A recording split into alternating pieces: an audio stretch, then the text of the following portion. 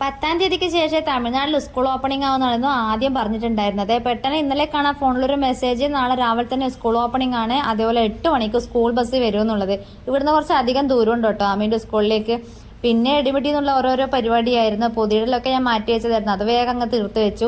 പിന്നെ ഏറ്റവും വലിയ ടെൻഷൻ ആമി രാവിലെ എഴുന്നേൽക്കും എന്നുള്ളതായിരുന്നു. നോക്കുമ്പോൾ കാണാൻ പിറ്റേന്ന് രാവിലെ ഞാൻ ഉറങ്ങിണീക്കുന്നതിന് മുമ്പേ അവൾ എഴുന്നേച്ചിട്ട് ഇതുപോലെ വാമപ്പൊക്കെ ചെയ്യുന്നുണ്ടായിരുന്നു കേട്ടോ.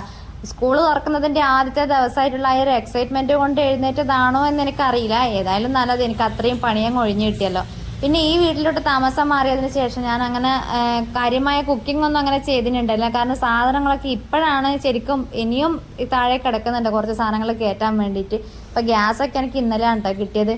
അപ്പോൾ ഇന്നലെ ഉച്ചക്കാണല്ലോ മെസ്സേജ് കണ്ടത്. അപ്പോൾ വൈകുന്നേരം പോയി കുറച്ച് കിട്ടിയ സാധനങ്ങളൊക്കെ വാങ്ങി വെച്ചതേ ഉള്ളൂ. അമ്മയ്ക്കാണെങ്കിൽ സ്കൂളിലേക്ക് ലഞ്ച് അടക്കം കൊടുത്തു വിടണം, ലഞ്ചും സ്നാക്സും എല്ലാം കൊടുത്തു വിടുകയും വേണം. അപ്പം ഞാൻ കുറച്ച് പച്ചക്കറിയൊക്കെ വാങ്ങി അമ്മയ്ക്ക് ലഞ്ചിന് വെജിറ്റബിൾ റൈസാണ് കേട്ടോ ഉണ്ടാക്കുന്നത്.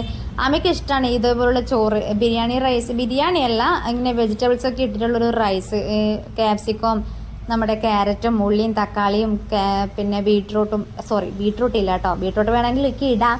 പിന്നെ നമ്മുടെ കടലയുണ്ടല്ലോ, പച്ചക്കടല, അതൊക്കെ ചേർത്തിട്ട് കുക്കറിലിട്ടിട്ട് മസാലയൊക്കെ ചേർത്തിളക്കി അതിലേക്ക് നമ്മുടെ റൈസ് കൂടി ഇട്ട് കൊടുത്താൽ, അതായത് നമ്മൾ ബിരിയാണി റൈസോ അല്ലെങ്കിൽ നമ്മൾ സാധാരണ ചോറിൻ്റെ റൈസ് ആയാലും മതി, അതങ്ങ് ഇട്ട് കൊടുത്താൽ ഒരു 3 വിസിലടിച്ചാൽ വെജിറ്റബിൾ റൈസ് കിട്ടും കേട്ടോ. അപ്പോൾ ആമി രാവിലെ തന്നെ അത് ഞാൻ എന്താണോ ലഞ്ചിന് കൊടുത്ത് വിടുക, മിക്ക ദിവസം മോൾ അത് തന്നെയാണ് കേട്ടോ കഴിച്ചിട്ട് പോവാറ്.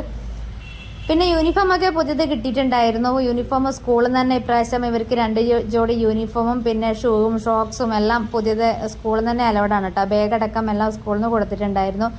അപ്പോൾ ഇതിനടക്കമുള്ള ഫീസാണ് അവർ വാങ്ങണത്. അപ്പോൾ അങ്ങനെ കൊടുത്തിട്ട് ഉണ്ടായിരുന്നു കേട്ടോ. അപ്പോൾ അതൊന്നും വേറെ വാങ്ങേണ്ടി വന്നിട്ടുണ്ടായിരുന്നില്ല. പിന്നെ ഇന്നലെ ഞാൻ മുന്തിരി വാങ്ങിയിട്ടുണ്ടായിരുന്നു സ്നാക്സ് ആയിട്ട് കൊടുക്കാൻ വേണ്ടിയിട്ട്. അപ്പോൾ അതൊന്നും കഴുകി വെച്ചിട്ടുണ്ടായിരുന്നില്ല ഇന്നലെ.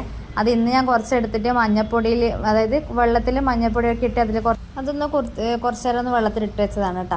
അപ്പോൾ ആമി രാവിലെ ആ ഒരു ടൈമിൽ പോയിട്ട് ആമി പാല് വാങ്ങിയിട്ട് വന്നിട്ടുണ്ടായിരുന്നു. ആമിക്ക് ഒരു ഗ്ലാസ് ബൂസ്റ്റോ ഹോർലിക്സ് എന്തെങ്കിലും ഉണ്ടാക്കി കൊടുക്കാമെന്ന് വിചാരിച്ചിട്ടുണ്ട്. അപ്പോൾ ഇതൊന്നും ഞാൻ ഓൾറെഡി വാങ്ങി വെച്ചിട്ടുണ്ടായിരുന്നില്ല. ഞാൻ പറഞ്ഞു, ഞാനിവിടെ കുക്കിങ്ങൊക്കെ തുടങ്ങിയിട്ട് ഒരു ദിവസമേ ആയുള്ളൂ. ഇന്നലെ തൊട്ടാണ് ഞാൻ കുക്കിങ്ങൊക്കെ തുടങ്ങിയത്. അപ്പോൾ നമ്മൾ റൈസ് റെഡി ആയിട്ടുണ്ട്. അപ്പോൾ ഇന്നത്തെ ലഞ്ചും ഇന്നത്തെ ബ്രേക്ക്ഫാസ്റ്റും എല്ലാം ഈ ഒരു റൈസിൽ ഞാനൊന്ന് ഒപ്പിക്കാമെന്ന് വിചാരിച്ചു. ആമി കഴിക്കുന്നത് കൊണ്ട് ഇത് തന്നെ അങ്ങ് കൊടുക്കാം. ഇല്ലെങ്കിൽ ഇത് കഴിക്കാത്തതാണെങ്കിൽ, ചോറ് മാത്രമാണെങ്കിൽ ഞാൻ വേറെ എന്തെങ്കിലും ഉണ്ടാക്കാറ് കേട്ടോ. അപ്പോൾ ലഞ്ച് ഞാനത് അതിലേക്കൊന്ന് മാറ്റി വെച്ചിട്ടുണ്ട്. അതിനുശേഷം വെള്ളം തിളപ്പിക്കാൻ വെച്ചിട്ടുണ്ടായിരുന്നു. ചൂടുവെള്ളം ഉണ്ടോ കൊടുത്തു വിടേണ്ടത്. സ്കൂൾ തുറന്നു കഴിഞ്ഞാലുള്ള ഏറ്റവും വലിയ ടെൻഷൻ ഇത്, എല്ലാ ദിവസവും ഉച്ചക്ക് എന്ത് കൊടുത്തു വിടും എന്നുള്ളത്. അപ്പോൾ ഇറച്ചി മീനും അങ്ങനെയുള്ള ഐറ്റംസ് ഒന്നും കൊണ്ടുപോകാനും പാടില്ല. അതായത് പച്ചക്കറി മാത്രമേ കൊടുക്കാനും പാടുള്ളൂ. അവൾ അതേ കഴിക്കുകയുള്ളൂ.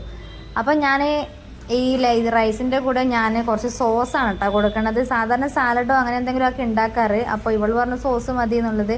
അപ്പോൾ സാലഡിന് വെജിറ്റബിൾസൊന്നും ബാക്കി ഉണ്ടായിരുന്നില്ല, ഞാൻ അത്രയും വാങ്ങിയതുണ്ടായിരുന്നുള്ളൂ. അപ്പോൾ സോസ് മതി എന്ന് പറഞ്ഞപ്പോൾ അത് കുറച്ച് അങ്ങ് കൊടുത്തു. അച്ചാർ വേണമെന്ന് ചോദിച്ചപ്പോൾ വേണ്ടാന്ന് പറഞ്ഞു. അല്ലെങ്കിൽ അച്ചാറിനെ കൂടി ഉണ്ടെങ്കിൽ ആ ചോറ് കഴിക്കാൻ നല്ല രസമായിരുന്നു. പിന്നെ ഞാനിതാ കുറച്ച് ഗ്ലാസ് ബൂസ്റ്റ് കൂടി ഒന്ന് കലക്കി കൊടുക്കുന്നുണ്ട്. അപ്പോൾ ഇന്നത്തെ മാമിക്കുട്ടിയുടെ ബ്രേക്ക്ഫാസ്റ്റ് ഇതൊക്കെയാണ് കേട്ടോ. ചോറ് കഴിച്ച് കുറച്ച് നേരം കഴിഞ്ഞപ്പോൾ കുറച്ച് ബൂസ്റ്റും കുടിച്ചു.